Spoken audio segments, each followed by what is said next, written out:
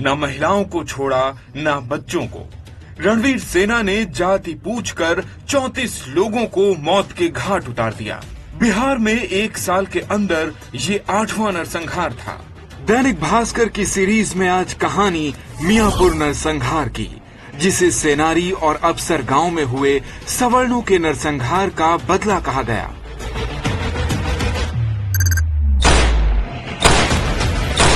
तारीख 16 जून साल 2000, औरंगाबाद जिले का मियापुर गांव।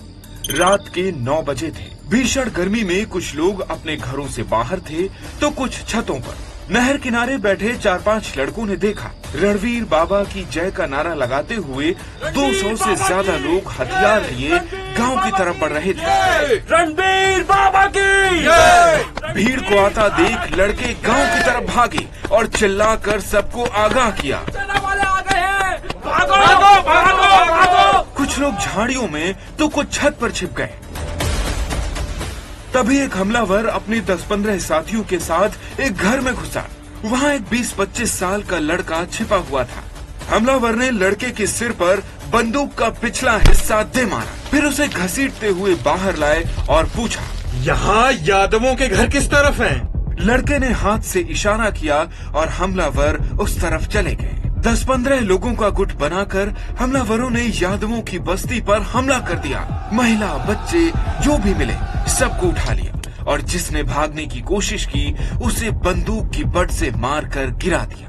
60-65 लोगों को पकड़ने के बाद हमलावरों का कमांडर बोला, इन लोगों ने जैसे सेनानी में मारा था वैसे ही मारना है। बाप के सामने बेटे को और बेटे के सामने बाप को, इनकी औरतों और बच्चों को भी नहीं छोड़ना है। हाथ पैर बांधकर सबको लाइन में खड़ा किया गया और कमांडर ने सबकी जाति पूछी। जिन लोगों ने यादव बताया उन्हें खड़ा रखा और बाकियों को छोड़ दिया। कुछ पासवान थे लेकिन डर की वजह से उन लोगों ने भी यादव जाति बता दी। कमांडर ने अपने आदमियों को आदेश दिया, खत्म कर दो सबको। इतना सुनते ही हमलावरों ने अंधाधुंध गोलियां बरसा दी। दर्जनों लाशें बिछ गई।